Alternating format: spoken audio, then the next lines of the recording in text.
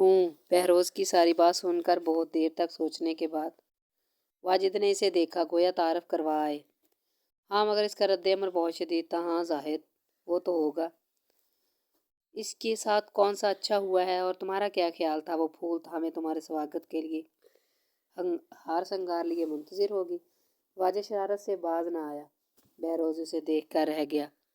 میرے بھائی، میرے شہزادے، یہ ایک مشکل گیم ہے جو تجھے صرف کھیلنے ہی نہیں بلکہ جیتنے بھی ہے۔ وہ دو معاذوں پر وہ مجھے ڈرا رہے ہو۔ نہیں، سمجھا رہا ہوں، گھبرانا مت۔ حق کو فرائض کی جنگ ہی نہیں، معاملہ دل کا بھی ہے۔ وہ شرارت سے ہنسا۔ اور دل کے معاملے تو جیت ہی جاتے ہیں، کیا سمجھے؟ انشاءاللہ۔ بے ساختہ دل سے نکلا۔ اب ہمیں ایک کام اور کرنا ہے۔ واجد سنجیدگی سے آئندہ کا لائحہ عمل بنانے لگا۔ دادی اور تائی امی کو باتوں باتوں میں یہ بتانا ہے کہ انہوں نے کیا زیادتی کی ہے۔ کسی کا حق نہ دینا کتنا بڑا گناہ ہے۔ ہم آپس میں ایسی گفتگو کریں گے جو انہیں چونکا دے اور وہ کچھ سوچنے پر مجبور ہو جائیں۔ واجد بہت دور کی کوڑی لایا تھا۔ بہروز نے مطمئن سے انداز میں دیکھا، واقعی بہت ضروری تھا۔ دادی اماں اور تائی امی کے ساتھ زیادہ سے زیادہ وقت گزارو تاکہ ان کا اندیہ معلوم ہوتا رہے۔ اس سے پہلے ایک کام اور کرو، آمنہ چچی کو ساری بات بتا دو تاکہ وہ وقت پر کوئی تو ہو جو ہمارا ساتھ دینے والا ہو۔ بہروز نے چمکتی ہوئی آنکھوں سے اسے دیکھا۔ یہ کام میں کر چکا ہوں۔ واؤ، بہت اچھے۔ میری صحبت کامیاب جا رہی ہے۔ کیا رد عمل ہے ان کا؟ بہت سخت۔ مجھے باز رہنے کے لیے کہا ہے انہوں نے۔ تائی امی ان کی بہن بھی ہیں۔ میرا رشتہ انہیں انصاف کے تقاضوں کو پورا کرنے دے رہا۔ اب میں سوچ رہا ہوں کہ ابو سے بات کروں۔ ان سے تائید طلب نظروں سے واجد کو دیکھا۔ ایسا غضب بھی نہ کرنا، وہ تو دادی اور تائی امی کے ہم خیال ہوں گے۔ میں بات کر کے دیکھوں گا، مار تو نہیں دیں گے؟ بہروز نے معصم ارادے سے کہا۔ واجد چپ ہو گیا۔ یہ ایک مشکل مرحلہ تھا مگر شروع تو کرنا ہی تھا نا۔ پھر امی، آپ نے کیا سوچا ہے اس مسئلے کے بارے میں؟ مسئلہ؟ کیسا مسئلہ؟ کیا ہوا؟ ہمنہ بیگم چونک گئی۔ ایک تو آپ کو کچھ یاد نہیں رہتا۔ بہروز زچ ہو گیا۔ میں نے آپ سے ذکر نہیں کیا تھا؟ کس بارے میں؟ انہوں نے سمجھ کر ہی پہلو تے اختیار کی۔ مریم ابصار احمد کے بارے میں۔ بہروز کو غصہ آ گیا۔ امی جان بوجھ کر ایسا کر رہی ہیں؟ کیوں؟ یہ بھی جانتا تھا مریم ابصار احمد ابصار بھائی کی بیٹی۔ اندر آتے عالم صاحب باہر ہی ٹھٹک کر رک گئے۔ بہروز، انہوں نے کپڑے طے کرتے ہوئے ہاتھ روک کر اسے دیکھا، دھیرج اور آرام سے۔ میں اس بارے میں تمہیں بتا چکی ہوں، اور میں تو سمجھی تھی کہ تم اس قصے کو بھول چکے ہوگے۔ انہوں نے سرزش بھرے انداز میں اسے دیکھا۔ امی، یہ قصہ کہانی نہیں ہے، ایک حقیقت اور بھولنے والی نہیں ہے۔ وہ جیتی جاگتی لڑکی ہے۔ اسی خاندان کا حصہ، ہمیں پناہ دینی چاہیے۔ شائستہ باجی، رحیلہ آپی اور زرین کی طرح۔ وہ تایا جان کی بیٹی اور دادی کی پوتی ہیں۔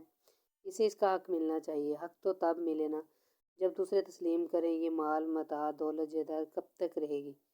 انسان کی زندگی کتنی، اور زندگی کا بھروسہ کیا؟ سوتیلے رشتوں کو اتنا ہی حق ہوتا ہے جتنا سگوں کا۔ اب حالات بدل چکے ہیں۔ ہو سکتا ہے دادی جان اور تائی امی کے خیالات بھی بدل جائیں۔ آپ بات تو کریں۔ ہیں؟ وہ گڑبڑا گئی۔ میں بات کروں؟ تمہارا دماغ تو خراب نہیں ہو گیا؟ تمہارے بابا تو سن لیا میرے سر کا ایک بال نہیں چھوڑیں گے۔ اماں جان اور آپا جان کا تاب الگ۔ بس تم بھی اس قصے کو بھول جاؤ۔ نہیں امی، یہ مشکل ہے، اس نے قاطعیت سے کہا۔ کیوں؟ اس سے مل چکا ہوں میں اور اسے بتا چکا ہوں۔ پھر یہ نتائج کے ذمہ دار تم خود ہوگے۔ میرا ساتھ بالکل نہیں دوں گی۔ وہ کپڑے اٹھائے الماری کی جانب بڑھ گئیں اور بہروز بے چارگی سے انہیں دیکھ کر رہ گیا۔ باہر کھڑے عالم صاحب نے دم بخود سے انداز میں سب کچھ سنا اور الٹے قدموں واپس پلٹ کر اسٹڈی میں چلے گئے۔ ابصار بھائی کی بیٹی زندہ ہے اور انہوں نے اسے کہاں کہاں نہیں ڈھونڈا، صرف اس لیے کہ مرنے والے عزیز جان بھائی سے کیا قول نبھا سکیں گے۔ وہ کرسی پر گر گئے۔ عالم، میں نے جس بات میں یہاں کہ زرینہ سے شادی تو کر لی، اسے عزت، تحفظ و صاحبان مل جائے، مگر یہ مجھے اتنی مہنگی پڑے گی اس کا اندازہ نہیں تھا۔ اماں جان کا انکار اور مومنہ کی سرد خاموشی نے میرے حوصلوں کو پست کر دیا ہے۔ میں ان کا دل بھی نہیں توڑنا چاہتا، زرینہ اور اپنی بیٹی مریم کو تحفظ بھی دینا چاہتا ہوں۔ مسلسل بولتے ہوئے تھک گئے تھے۔ گہرا سانس لے کر آنکھیں موند لیں۔ عالم احمد نے بے اختیار بھائی کا ہاتھ تھام لیا۔ وہ اس بے چینی اور بے تابی پر بے اختیار مبہم سے انداز میں ہنسے۔ بے فکر رہو یار، مجھے اس وقت تک کچھ نہیں ہوگا۔ جب تک انہیں کسی مضبوط ہاتھوں میں نہ دے دوں۔ جانے کیوں مجھے اپنی زندگی کا بھروسہ نہیں ہے۔ اس اٹیک نے مجھے بالکل ختم کر دیا ہے۔ وہ اسپتال کے بستر پر تھے، بولتے بولتے تھک رک گئے تو چھت کو دیکھنے لگے۔ جوانی کی جذباتیت بعض اوقات بڑھاپے کا عذاب بن جاتی ہے۔ میں نے زرینہ کو سائبان تو دیا مگر اپنی چھت نہیں دی، اس لیے اس وقت وہ بے آسرا ہے۔ میرے بعد اس کا ذریعہ آمدنی کیا ہوگا میرے بھائی؟ دل گیر لہجے میں کہتے کہتے انہوں نے بے اختیار چھوٹے بھائی کا ہاتھ اپنے ہاتھوں میں جکڑ لیا۔ میں چاہتا ہوں میرے بات تم ان کے لیے وسیلہ بن جاؤ۔ زرینہ ایک بیمار عورت ہے، نوکری نہیں کر سکتی۔ انہیں ہر ماہ ایک معقول رقم دے دیا کرنا تاکہ ان کے اخراجات پورے ہو جائیں۔ وہ سالوں بعد مریم اتنی سمجھدار ہو جائے گی کہ کوئی جاب کر لے گی۔ یا تم اس کی شادی کر دینا، یہ تمہارا مجھ پر احسان ہوگا۔ ان کی آنکھوں سے آنسو نکل کر تکیے میں جذب ہونے لگے۔ افسر بھائی حوصلہ کریں، آپ کو کچھ نہیں ہوگا۔ وہ دھیرے سے ان پر جھکے۔ ہونے کو اب رہ کیا گیا ہے عالم؟ اماں نے اور مومنہ نے مجھے غلط سمجھا۔ میں نے اپنی عیاشی کے لیے شادی نہیں کی تھی، ایک مجبور بے سہارا گھر سے دھکاری ہوئی لڑکی کو پناہ دی تھی، تحفظ دیا تھا۔ مگر اماں، انہوں نے گہرا سانس لیا، اماں شاید تاعمر میرا یہ قصور معاف نہ کریں۔ اور مومنہ، وہ تو اماں کی عزیزت جان ہے۔ ان کا لہجہ بے حد تھکا ہوا تھا، اس لمحے حملے نے انہیں ادموا کر دیا تھا۔ وہ حوصلہ ہار بیٹھے تھے۔ میرا یہ کام کر دو گے نا؟ انہوں نے آس بھری نظروں سے عالم کو دیکھا۔ جواب میں انہوں نے اس بات میں سر ہلایا، اماں اگر اسے گھر میں ایک کو نہ دیتی تو میری مشکل آسان ہو جاتی، مگر اب شاید میری روح کو بھی اذیت میں رہنا ہے۔ ان کا لہجہ درد سے بوجھل تھا۔ افسر بھائی بس کریں، بہت بول لیا آپ نے، اتنا بولنا ٹھیک نہیں ہے، تھکاوٹ ہوگی۔ انہوں نے ان پر کمبر ٹھیک کرتے ہوئے محبت سے کہا، شاید بولنا آخری ہو۔ میں زرینہ سے بھی ملنا چاہتا ہوں، آخری بات اس سے ملوا دو، میں اس سے معافی مانگ لوں گا، میں کل انہیں لے کر آؤں گا۔ دھیرے سے تسلی دی اور تشکر سے انہیں دیکھتے ہوئے مسکرا دیے تھے۔ ان کی آنکھوں میں کیا تھا، اس چہرے پر کیا تھا؟ عالم احمد کا دل بھی درد سے بوجھل ہو گیا۔ دھیرے سے جھک کر بھائی کی پیشانی چوم لی۔ آخر چمک آج تک ان کی آنکھوں میں ٹھہری ہوئی تھی، پھر اس شہر کی صبح نہ ہو سکی جو آخری وعدہ ایفا نہ کر سکے۔ دو سانحوں نے ان کے وجود کو ہلا ڈالا۔ صبح اسپتال جانے سے پہلے انہوں نے سوچا زرینہ کو گھر سے لے لیں، افسر بھائی ملنا چاہتے ہیں۔ اماں جان اور بھابھی کی موجودگی میں مشکل ہو جائے گی۔ بھائی کے دیے ہوئے ایڈریس پر پہنچے اور ساکت رہ گئے۔ مکان میں کوئی اور مکین تھا۔ زرینہ کون؟ زرینہ ہم کسی کو نہیں جانتے، ہم نے مالک مکان سے یہ گھر لیا ہے۔ دروازہ کھٹ سے بند ہو گیا تھا۔ وہ دم بخود رہ گیا۔ ارد گرد کے دو چار گھروں سے پوچھا مگر سب نے لا علمی کا اظہار کیا۔ مہینہ پہلے انہیں دیکھا تھا، پھر جانے کہاں نکل گئی۔ یہ گھر کیوں چھوڑ دیا؟ مالک مکان نے سامان جو باہر پھینک دیا تھا۔ کیوں؟ پتہ نہیں، ایک گھر والی نے کہا۔ بڑی مظلوم اور دکھی عورت تھی، جانے کہاں جوان بیٹی کے ساتھ بھٹک رہی ہوگی۔ ان کا دل لرزا۔ ہسپتال جاتے ہوئے انہوں نے مصمم ارادہ کیا وہ انہیں ڈھونڈ لیں گے اور گھر لے جائیں گے، غلطی پر غلطی نہیں کریں گے۔ مگر ابصار بھائی کو کیا کہیں گے؟ وہ بھائی کے روم کے سامنے ٹھٹک گئے۔ چچا جان ابرار ان کے سینے سے لگ گیا۔ ابو ان کا دم حلق میں اٹکنے لگا۔ کیا ہوا انہیں؟ وہ چلے گیا، وہ ہمیں چھوڑ کر۔ وہ زاروختہ رو رہا تھا اور عالم احمد ساکت رہ گئے۔ ابھی تو ان کی آنکھوں کے آگے دھند چھانے لگی۔ وہ جلدی تھی آپ کو جانے کی۔ ان کی آنکھیں بھیگنے لگیں۔ پھر انہوں نے زرینہ اور مریم کو بہت ڈھونڈا مگر جانے کس کونے کس دے جا بسی تھی، یا پھر یہ شہر چھوڑ دیا تھا۔ ملی ہی نہیں وہ بھی دل میں کسک چھپا کر جی رہے تھے۔ اور اب یہ بہروز کیا کہہ رہا تھا اپنی ماں سے؟ اسے کہاں ملی جنہیں یہ اس سے تلاش کر رہے تھے تاکہ بھائی کے کہے کو نبھا سکیں؟ لڑکی ذات کہاں بھٹک رہی ہوگی؟ وہ خود پہلے آمنہ سے بات کریں گے، پھر بہروز کے ساتھ جا کر اسے لے آئیں گے۔ بس اب اور دیر نہیں کرنی، ایسا نہ ہو کہ ایک بار پھر دیر ہو جائے اور وہ خالی ہاتھ رہ جائیں۔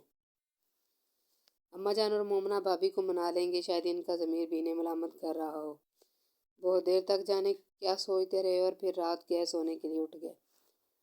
مریم، میرے خیال سے اگر وہ سچا ہے تو تمہیں اس کے ساتھ اس کے گھر چلے جانا چاہیے۔ تمہارا بھی اس گھر میں اتنا ہی حق ہے جتنا اس کا۔ میرے بعد تم اکیلی کیا کرو گی؟ زندگی بہت لمبی اور مشکل ہے۔ افشاں نے نپے تلے انداز میں سنجیدہ بیٹھی مریم کو دیکھتے ہوئے کہا۔ اسے یقین تھا یہ بات مریم کو بری لگے گی مگر کرنا تو تھی۔ مریم چونک کر اسے دیکھنے لگی۔ میں تو ہمیشہ سے تنہا تھی، زندگی کے مصائب کو چیلنج سمجھ کر قبول کیا ہے۔ میری امی خون تھوکتے تھوکتے مر گئی۔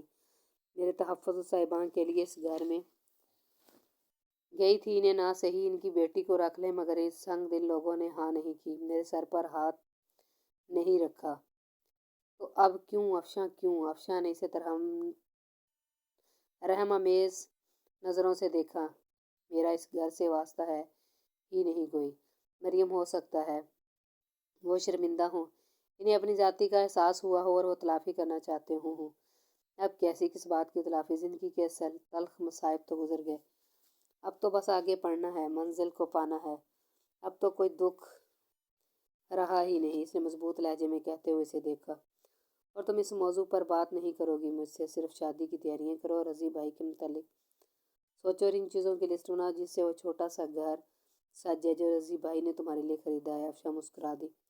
چلو ٹیلر سے کپڑے لے آئیں۔ بات کیا بدلی، دھیان ہی بٹا دیا۔ اور افشاں نے یہ بات مریم کو بتانا نہیں تھی، مگر اس پر عمل کرنا تھا کہ بہروز اس سے ملا ہے اور اس سے کیا کہا ہے، اور اس کے ضمن طویل گفتگو ہوئی ہے۔ جو غلطیاں ماضی میں ہو چکی ہیں انہیں دوبارہ نہیں ہونا چاہیے۔ بہروز کی بات دل میں دہراتے ہوئے وہ اٹھ گئی۔ بی بی، آپ سے کوئی ملنے آیا ہے؟ رحمتہ روم کے دروازے پر کھڑی تھی۔ کون؟ نوٹس بناتے ہوئے اس نے رخ پھیر کر دیکھا۔ وہی صاحب آئے ہیں جو اس دن آئے تھے۔ ان سے کہہ دو مریم یہاں سے چلی گئی ہے، آئندہ زحمت نہ کریں۔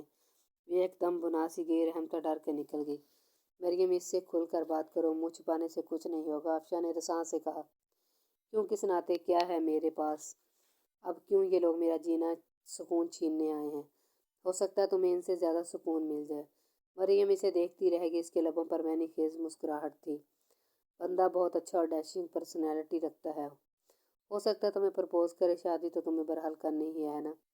افشاں نہیں راہ دکھا رہی تھی۔ مریم کا منہ کھلے کا کھلا رہ گیا۔ افشاں پر آہٹ چونک کر مڑی۔ رحمتہ پھر کھڑی تھی۔ وہ کہہ رہے ہیں بس ایک بار مل لیں۔ جاؤ مریم مل لو، ورنہ یہ شخص روزانہ آئے گا۔ غصے سے کھولتے ہوئے اس نے دوپٹہ کھینچ کر درست طریقے سے لیا۔ جلتی بھونتی باہیں نکلی۔ افشاں ہنس دی۔ کیا مصیبت ہے تمہارے ساتھ؟ کیوں روز روز منہ اٹھا کر چلے جاتے ہو؟ کیا تعلق ہے؟ کیا چاہتے ہو جب میں ملنا نہیں چاہتی ہوں؟ وہ بولتے ہوئے ویٹنگ روم میں داخل ہوئی تھی۔ بہروز ہڑبڑا کر کھڑا ہوا۔ میں نے آپ سے کہا تھا میں روز روز آؤں گا۔ جب تک آپ ماں نہیں جاتی۔ وہ پہلی بار اسے بغیر اسکارف کے دیکھ رہا تھا۔ ملول چہرہ دھلا ہوا، کسی قسم کے بناؤ سنگار سے پاک صاف ستھرا، پاکیزگی کا تاثر لیے شعلہ جوالا بنی۔ تم اس وقت کہاں تھے جب مجھے دھکے دے کر نکالا گیا تھا؟ اب کیا مجھ پر سرخاب کے پر لگ گئے ہیں؟ پر تمہارے نہیں، میرے اندر اگ گئے ہیں، محبت کے جو تم پر پھیلنا چاہتے ہیں، تمہیں تمہارے ہونے کا احساس دلانا چاہتے ہیں۔ اتنی سی بات ہے۔ مریم پر نگاہ جما کر سوچا، مگر اسے کسی بھی محبت کا احساس نہیں تھا۔ اسے زمانے نے بہت ستایا تھا۔ مریم نے وارننگ دینے والے انداز میں ہاتھ اٹھا کر اس کی جانب اشارہ کیا۔ میں آخری بار کہہ رہی ہوں، آئندہ یہاں نظر مت آنا، ورنہ چوکی دار تمہیں گھسنے نہیں دے گا۔ کیا سمجھے تم؟ میں اکیلی ضرور ہوں، مگر بہت بہادر ہوں۔ وہ جانے